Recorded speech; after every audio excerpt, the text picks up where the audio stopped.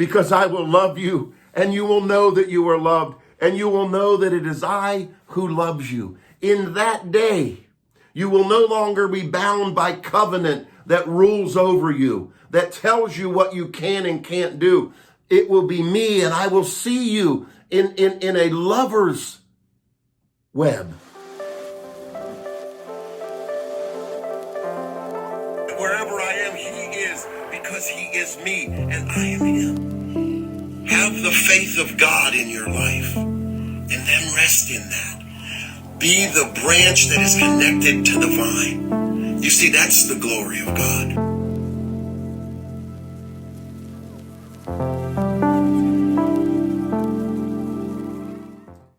Hello, welcome to Free to Be. I'm Doug Green.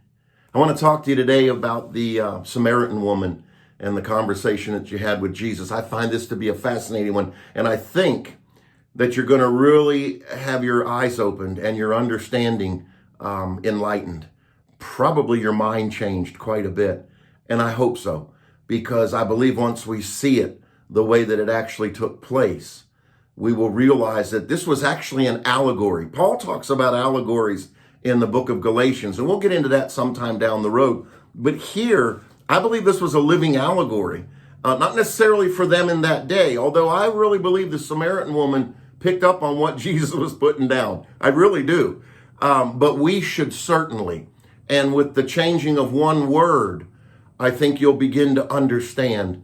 At least I hope you do. All right. So I want to begin to read and share with you John chapter 4. And this is where Jesus came to the well. And it's in verse 7. It says, "And there came a woman from Samaria to draw her water. And Jesus said to her, 'Give me a drink.' For his disciples had gone away into the city to buy food. And the Samaritan woman therefore said to him, 'How is it that you, being a Jew, ask me for a drink, since I'm a Samaritan woman?' And Jesus answered her and said to her, 'If you knew the gift of God and who it is that says to you, "Give me a drink," you would be asking him, and he would give you living waters.'" I want to talk to you real quick about living waters. Even Jews of that day, the Hebrew of that day, it was an idiom that was fully understood. Samaritans would have understood it. That living water was the promise of deep understanding through the oral Torah, through the oral Talmud.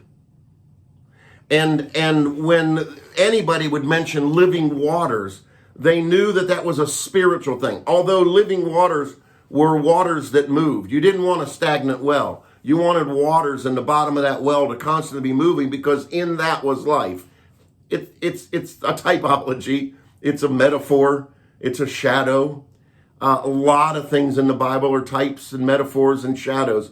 But Jesus basically just said to her, man, if you knew who you were talking to, if you knew the gift of God that stood right before you, you'd be asking me for it. Now watch. This is so beautiful, because the woman doesn't get offended. The woman begins to probe, begins to ask questions. And she said to him, "Sir, you have nothing to draw with, and this well is deep. Where do you get that living water?" And he, "You are not greater than our father Jacob, are you? And he gave us this well, and he drank of it himself, and his sons and his cattle." Now watch this. Instantly, she has entered into a spiritual understanding here. Hey, where are you getting this water from? You're not greater than our fathers, are you? Abraham, Isaac, and Jacob, because he's the one that dug this well. She was instantly prodding him, instantly drawing out of him, listen to me, living water. See, we think this woman was in shame, but I'm going to tell you, you're going to see, there was no shame in this woman. Jesus didn't come to shame her. There was beauty in this woman. And you're going to see that in a few moments here. So Jesus answered her, verse 13, "Everyone who drinks of this water will thirst again. But whoever drinks of the water that I shall give him shall never thirst. And the water that I shall give him shall become in him a well of water springing up into eternal life. And the woman said, Sir, give me some of that water so that I will not be thirsty, nor come all the way here to draw anymore. Now watch this. And he says, go and get your husband and come here. Now I got to stop there because you need to understand something. When a rabbi or a holy man was beginning to bring what they call midrash, M-I-D-R-A-S-H, midrash. It's the oral bringing of the law. In Talmud, you have a midrash, and it's the oral speaking of that. It comes through orally. In other words, it's a Bible study without a Bible. Jesus was about to enter into that with her. The problem was, in that day, women didn't attend midrash. Women didn't attend the oral teachings. The oral teachings were for men. Now, I have another teaching on that. It's really beautiful. It's not that they were prohibited. It's actually, they were believed not to need it. And I think you'll pick up on that later on, that men needed to learn the heart of the Father. Men needed to learn the depth of the love of the Father. A woman could pick up on it quite readily. And you're going to see this play out. Just bear with me, okay? Bear with me. So he says, go get your husband. Now, let me tell you that in the Greek, the word for husband is asner, A-S-N-E-R, asner. And it means male or a husband. That's the word. Here's the problem. Jesus wasn't speaking Greek. Jesus was speaking Aramaic. And the words that are used in Aramaic, there are two words for husband. One is bale or baale, B-A''Li, or B-A''A'-Li, baale. And here's what that one means, and I want to read it so that I don't misinterpret. It means master or lord. It means ruler or owner.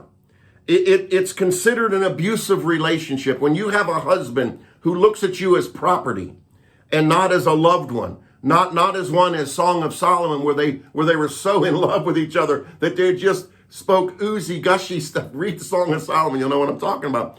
But no. See, Jesus said to her, go get your bali. Go get your ruler. Go get your master. Now watch. This is so beautiful. The woman said to him, I have no husband. Now, she wasn't saying she wasn't married. She was saying, I don't have a master. I don't have a ruler. Because you see, there's another word. There's another word in the Aramaic Hebrew for husband. And it's Isha. I-S-H-A. Isha. And it means my beloved. It means considered equal. It means you and I are just what God said they were supposed to be. We have become one, and I love you and you love me. And everything I do, I consider you because I love you. So when Jesus said, go get your bali, and she said, I don't have a bali. You see this? Let's just change it. Let's not say bali. Let's say master.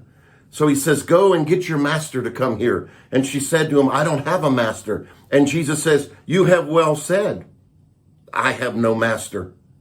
For you have had 5 masters, and the one which you have now is not your master. This you have said truly. He was complimenting her. See, what she was saying is, I don't have a master. The one I'm with now is my Isha. Come on now. The one I'm with now loves me. Doesn't think of me as property. Doesn't think they own me. Doesn't rule over me. Is not abusive in any way. He loves me. And Jesus says, well done. You have spoken truth here. Do you follow this? Now I look at this and it says, and the woman said to him, sir, I perceive that you're a prophet. You know, they're not. I've heard so many times, yeah, well, he just put her in her place. Yeah, you're living in sin. It was improper for a woman in Samaria to live alone. She, at that age, had to be married. She could either be married to a bali, or someone could really love her. Now, here's what I want to get across to you, because I find this amazing and it gives me chills when I think about it now. Here's your allegory. He said, you've had 5 masters. You've had 5 rulers. You've had 5 covenantal marriages. And I use that word covenant there because I believe that the 5 is a type of the covenant of the Old Testament. I believe this was a living allegory. I believe that what Jesus said, he was saying to all of Samaria, which is why she became the one that would run and tell all of Samaria, come and see this one who knows all about me, this one who loves me enough to know about me. So watch, you have your Adamic covenant. You have your Noahic covenant. You have your Abrahamic covenant. You have your Mosaic covenant, and you have your Davidic covenant, the 5 covenants. He said, you have been in 5 covenants. None of them you perceived that loved you. All of them were masters over you. All of them ruled you. All of them became abusive, not by the intent, but by the heart of all of Israel. And this was Samaria. Remember, they were Israelis too. They just were a blend at that point. But Jesus said, go into Samaria. Y'all know that. Go into Judea and Samaria and the uttermost parts of the earth. Right? Baptize them. Get them ready. Get them ready. Let them believe in me. If they do believe in me, they'll be saved. If they don't, they're already condemned. That's what he said. And I believe in my whole heart that he was talking about the 5 covenants, but the covenant you're about to be under, the covenant that has now come, the 6th covenant, if you will, loves you. Loves you. You say, well, that's a big stretch, Dr. D. Could be. I want to go and read something to you, and then we'll go back to this, okay? I want to read in Hosea chapter 2. And this is a prophecy that Hosea would bring forth. Boy, Hosea is a love story too. It's a love sonnet to us. Well, actually to Israel, not to us. It's to Israel. But listen to what the Lord says in here and tell me now if you don't say, you might be onto something. Hosea chapter 2 verse 16 says this, and it shall come about in that day, declares the Lord, that you will know that you will call me Isha, and I will be no longer known as Baale. In that day you will call me Isha, because I will love you, and you will know that you are loved, and you will know that it is I who loves you. In that day, you will no longer be bound by covenant that rules over you, that tells you what you can and can't do. It will be me, and I will see you in a lover's web. I will see you as your husband who thinks as much of you as I do of myself. That's what the Lord was saying. I will no longer be known as Baale or Baale. I will be known as Isha. Now watch. See, I find that beautiful. All with changing one word. Go get your master. She said, I don't have a master. He says, you're right. You don't have a master. One you have now loves you. The 6th covenant. What's our 6th covenant? Jesus Christ. Now watch, because it gets even more better. See, this is why I'm convinced he was telling her that the old covenants were going away, because she's simply talking about getting some living water. She wants living water. And all of a sudden he says to her, you know, you don't have a master anymore. And all of a sudden she says this to him. Now, why would she say this? And the woman said to him, sir, I perceive you're a prophet. Watch this now. Our fathers worshiped in this mountain. And you people say that in Jerusalem is the place where men ought to worship God. What was that? Do you guys understand? we're talking again with covenant relationships here. We're talking about what must be, what has to be, that if you're a good Jew, you'll worship in Jerusalem. And the Samaritan's saying, why can't we worship here? Our fathers worshiped here. This is where Abraham, Isaac, Jacob, Joseph, this is where they all worshiped here. They've all been a part of this mountain. And Jesus says, yeah, well, you got to do it because it's according to the law. No, he doesn't. Watch the beauty. Watch the beauty here.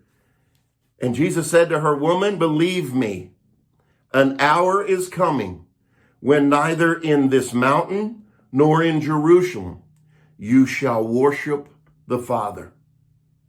You worship that which you do not know. And we worship that which we know, for salvation is from the Jews. Now watch this now.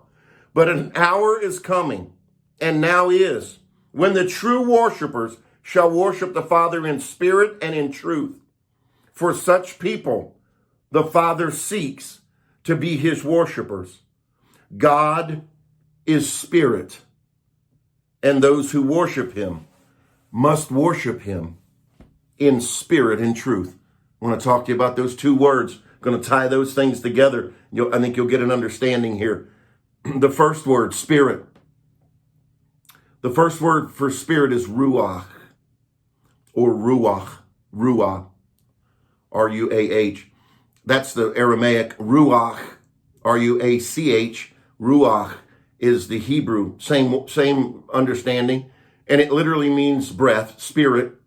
God came in the cool of the day to meet with Adam. That word cool, if you look it up, it's ruach. God came in the breath of the day.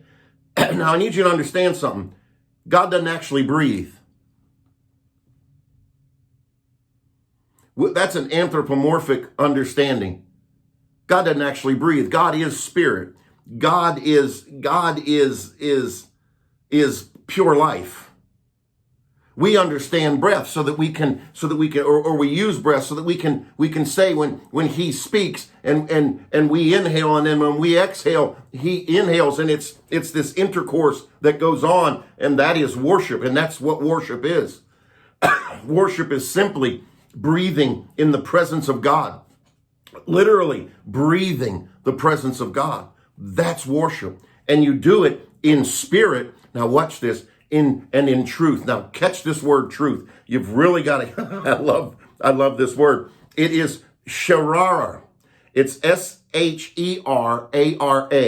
Sharara. And here's what it literally has its drawing towards, or its meaning. Umbilical cord. I know, right? We're going to have some studies in the next couple weeks that will tie all of this together. But here's what it says. That there will be a time when we no longer worship in a temple or in a place. You see, God came in 70 AD and brought judgment upon Jerusalem and Israel. And when he did, he destroyed the temple. And if you read Revelation, it says that no more temple. No more temple. God's going to dwell in man. God, we will be the temple of the living God. It's all through the word of God. We say we understand that, and then we go and build these massive churches, these massive temples to God, and that's where we have to worship him. And if you don't have people that go to that church, or if they don't go to church, then they're not worshiping God, and that is exactly what he tried to get away from. We read this scripture, and then we build these whitewashed sepulchers. We build these magnificent palaces that are probably even more lavish, with the exception of maybe the Ark of the Covenant, than the temple it was in that day. And for some reason, we think that's needed. And God said, no, what's needed is me and you getting together, and through the Spirit of God, me feeding you as a mother feeds a baby in the womb. I will give you all of what's necessary for you to live and thrive and exist. And be all that you can be in me. Isn't that beautiful? In seeing this and in reading this, I really begin to realize that what Jesus was doing is he was telling the Samaritan woman, hey, Samaria, I'm here. The new way of doing things, the new covenant is about to come. Messiah is going to come. Do you know that they believed, the prophets believed, and they often said that the Spirit of God, the Holy Spirit, couldn't come until Messiah had gone away. And that's exactly what happened. We need to really begin to understand the intent of our worship to our God, our inhaling and exhaling with Him. That is what He desperately wants. It's the way it was in the original norm. That word for truth there is something totally different than emet, although it's identical. It just means that you're being fed from the source. And that's perfect. And that's perfection. Now watch, let's go on. And the woman said to him, I know that Messiah is coming, he who is called Christ. And when that one comes, he will declare all things to us. Do you understand that he just told her what was going on? So Jesus said to her, I who speak to you am. You go back and look that up. He literally said, Chaya. It's me. They all knew what Chaya meant. Chaya was the very word that God used with Moses. When he said, who should I say sent me? Just say, hey, the one who exists sent you. Man, that's powerful stuff. And she caught that right away. It said at this point, the disciples came back and they marveled that he'd been speaking with this woman. Yet no one said, what do you seek or why do you speak with her? Because they just marveled. They were flabbergasted. So the woman left her water pot and went into the city and said to the men, now here's the key. We don't understand this. If she were what we have always been taught she was, this woman living in sin, this woman of ill repute, this woman of no reputation, no man would have listened to her. No matter what she said, they would have simply walked away from her and ignored her. So the real fact of the matter was this Samaritan woman was living with a loving husband. She'd been in 5 abusive relationships. By the way, she couldn't have divorced any of them. They all divorced her. Why? Well, probably because there was no love involved. And why would you stay married to somebody who didn't love you? We don't know what the circumstances were. Maybe she was married once and that husband died, and that husband's brother then took her in. You know how the laws go. None of this could have been her fault. It could have all been circumstance. But the fact of the matter is, Jesus knew she had been in 5 abusive relationships, 5 Baalys. But the one that she lived with now wasn't a Baali. It was an Isha. Isn't that beautiful? Isn't that beautiful? So she says to the men, come and see the man who told me all the things that I have done. Is this not the Christ? And they went out of the city unto him. And in the meantime, the disciples were requesting he should take something to eat. And he said, boy, I got food you don't know about. Jesus, what was his food? What was his food? Well, if you really look that up, he was really saying, man, I'm as full as I could be right now, because doing the work, the will of the Father, living the life of the Father, is my food. If I can go 40 days in the desert, I guess he was thinking, if I can do 40 days in the desert, I can do one day to do the will of the Father, to do the work of the Father. I just brought Samaria the good news, man. I just brought Samaria life. I gave them the promise of the Father. I dropped the hint that the 5 covenants, the 5 old ways of doing things that were nothing more than an abusive relationship because you couldn't keep them. Isn't that beautiful? Jesus says, yeah, but now you've got a covenant that loves you. You've got one that cares more about you than life itself. You've got a covenant that's willing to die for you. And that's what Jesus would do. And that's what we're seeing here. We're seeing an allegory, a living allegory. And the 5 husbands, again, I'll just give a recap here. The 5 husbands were the 5 covenants of the Old Testament. Jesus, representative of the 6th husband, the Father, who would come and marry Israel again. Take the new Israel as his bride. It's all in the book. I just find it amazing that we always thought she wasn't married and that she was a bad woman, and she wasn't a bad woman at all. Jesus commended her. He said, "You've spoken the truth. Well done, you." And then she went and said, "Man, this guy knows all about me. So come. This has to be Christ." Pretty good, huh? Wow. That's it for me for today. Thanks for inviting me into your home. I have really enjoyed myself. I hope this ministers to you the way it ministers to me. The hair on my neck stands up every time I begin to speak about this. I get so excited. Anyway, till next time, God bless you. Thank you for watching Free to Be with Dr. Doug Green. We invite you to partner with Anchor Christian Ministries and Dr. Green in sharing the life-changing message of Jesus through the Free to Be program. Your gift of just $10 a month or more will do just that. Simply scan the QR code with any mobile device and select your method of giving. Thanks again for watching Free to Be. God bless you.